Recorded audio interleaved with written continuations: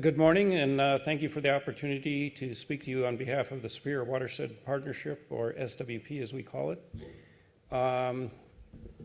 As Richard stated, I am a board member of SWP, retired from a law practice down in Chicago, where I sat across the table from David Ulrich when he was at EPA, and we negotiated some settlements on behalf of my clients who were major corporations similar to Rio Tinto, and he on behalf of the government.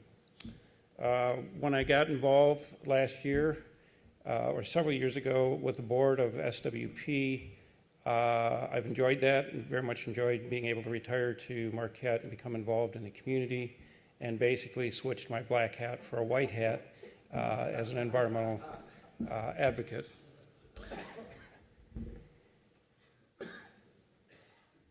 What is the Superior Watershed Partnership? It's an unusual name.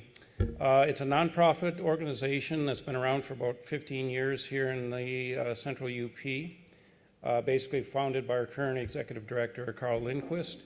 And its mission is water quality protection, habitat restoration, and pollution prevention on a watershed basis.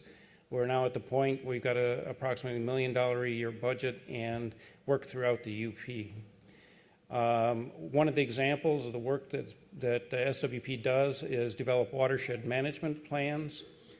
These are a plan that is established by national standards on how to manage a watershed effectively, and then work with the local community governmental agencies to implement that plan.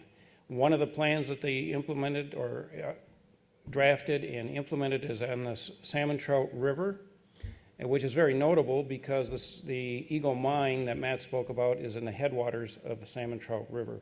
The Salmon Trout is one of the last, if not the last, river on the south coast of Lake Superior that still has native coastal brook trout. It's subject to studies, both academic and practical, on those brook trout.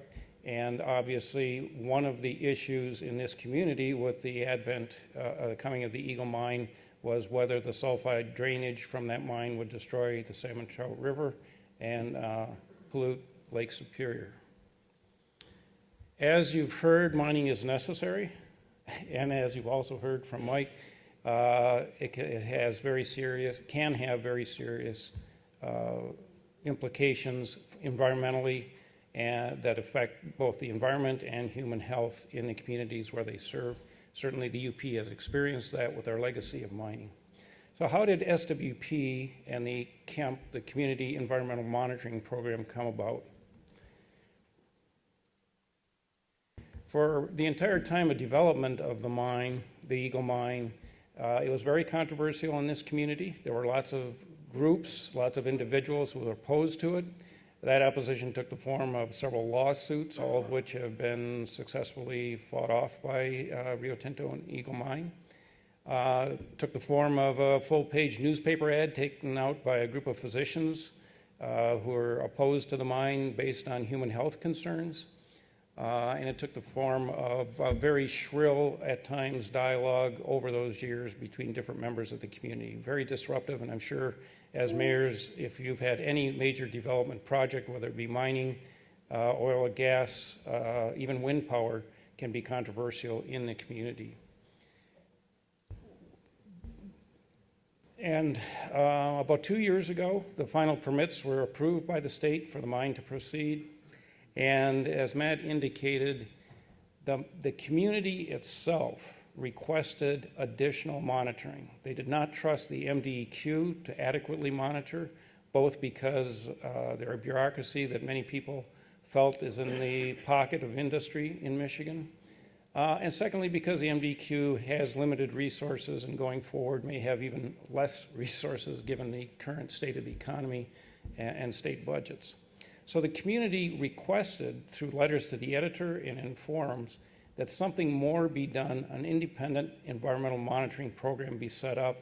And they said, well, Eagle Mine, you're making the money, why don't you pay for this?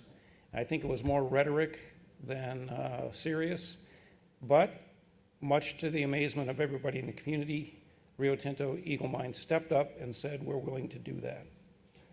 It was a shock. And then the question became, okay, if there's funding, who's going to do it? And that's where SWP came in. They reached out looking for organizations that were capable of doing it. SWP has the scientific expertise. They have the monitoring experience, having done other monitoring and similar type things. And they've got the community outreach skills. But most importantly, and fundamentally, they've got the respect, the well-earned respect and trust of the community as an environmental spokesperson and protector. And that was essential because it wasn't going to do Rio Tinto any good to fund a program that no one believed in, just like they didn't believe in the state monitoring. They didn't trust it. So it had to be an independent organization that had the trust of the community like like SWP. The concept is, and this is a very conceptual overall, that we have Rio Tinto doing the funding into the community foundation, which serves as a trustee and a firewall between the mine with the funding and SWP doing the work. The fund pays SWP for the work as it's done. And then an essential part of this is that SWP is listening to the community, has an active outreach program to invite the community to comment, as well as tell the community what the data is and what the data means. We negotiated for over 6 months on a weekly basis, every Wednesday afternoon, spent time together in developing this plan. It is unique in the world as far as we know. It's the first time this has ever been done in this kind of exact format, where the community gets to control the funding that is provided by the mine. There are 2 essential legal agreements there, which, as Matt indicated, are in your thumb drive. So you've got copy. We deliberately did not copyright these because we want to get the word out. We want other people to look at them and use them, if you will. The one agreement is between Rio Tinto and the Community Foundation, and that governs how the mine will pour the funds. It's actually twice a year. They put $150,000 for a total of $300,000 every year into the community fund. Then the community fund pays Rio Tinto or SWP. The second agreement is between Rio Tinto and SWP, and that establishes the scientific standards to which SWP will work.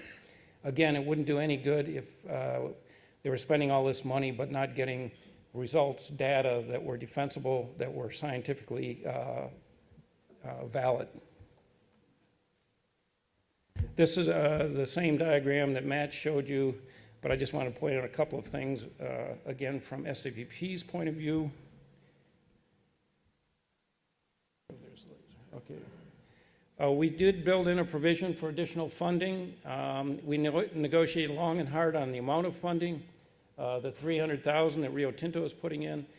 At SWP, we think that is barely enough to provide a thorough and defensible monitoring program, but we would like to see more, and we will be reaching out to other organizations to try to increase that funding. So that's where that comes in.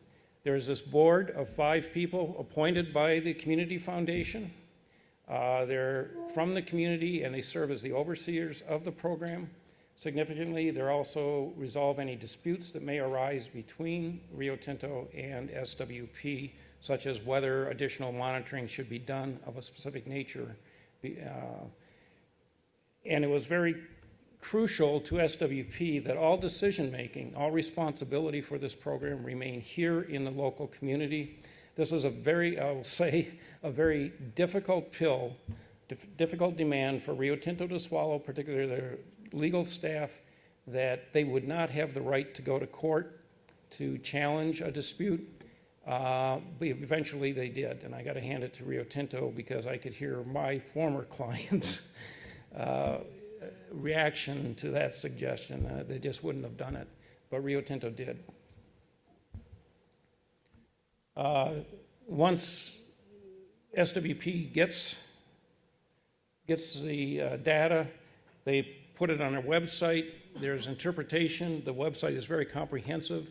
It's capable of being, you're capable of going onto the website, anybody is, and drilling down to the raw data itself, or you can start at the report card on the initial one, which gives you a summary of the data and what it means. So outreach and informing the community is going to be a key part of this program.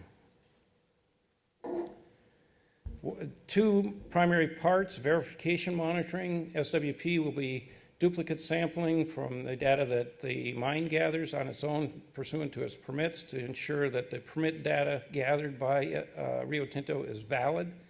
And secondly, SWP can decide to do additional monitoring beyond that required by the permits as determined. And significantly, SWP will seek community input and listen to the community. We've had some suggestions.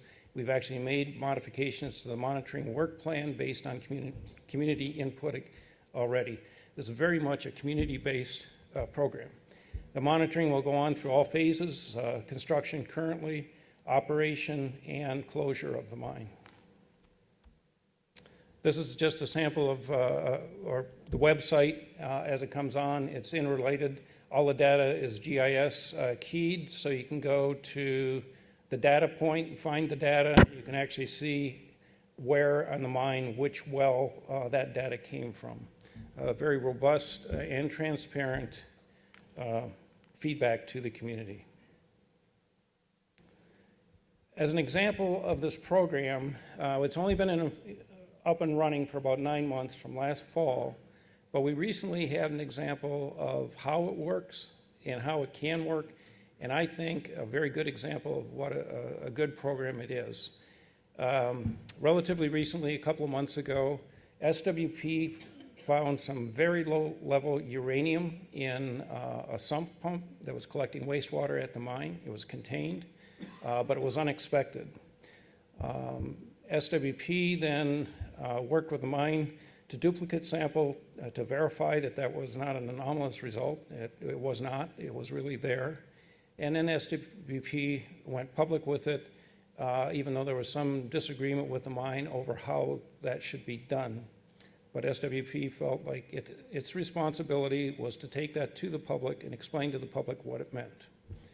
Ultimately, additional sampling was done, and SWP was able to verify to the public that there was no contaminated wastewater leaking or getting out, and that the wastewater treatment system out at the mine was working as it was designed and removing the uranium.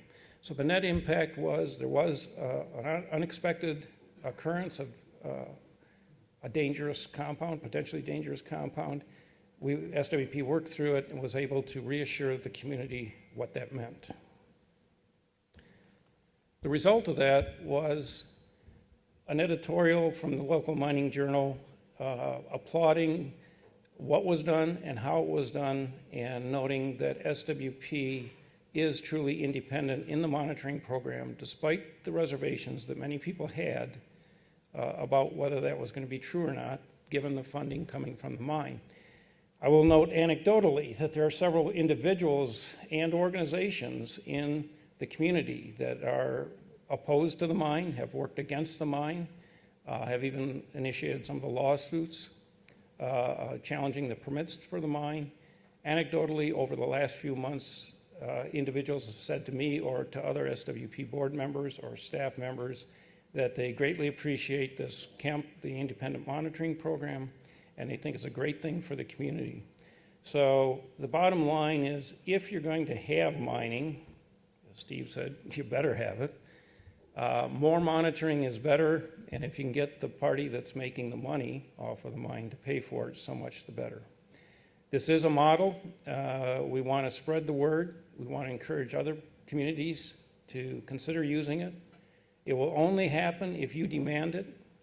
I was very impressed in the meeting last Friday when Lundin endorsed it and said they were going to use it at other mines, consider it for other mine locations. I think that's very significant. That's now 2 mining companies, Rio Tinto and Lundin, that have both said this is a great state-of-the-art program for how you interact with the community. I know Rio Tinto also shared that when they were shopping the Eagle mine to other mining companies looked at this KEMP program as part of the package, and they also said, boy, this is impressive. We're looking at a new way of doing things. So I think that I have great hopes that this will spread and become a good way for communities to get additional monitoring and to reassure the community of what's being done with these kind of projects. I think personally that there has been a significant lowering in the rhetoric in the community since the program was out there. SWP and Rio Tinto have worked very hard to spread the word about it, and I think that's good for the community as well as the substance of the additional data gathering that's going on. And that's the program, and I hope you have some questions because this is a very innovative program that will hopefully be a model for other communities. Thank you very much.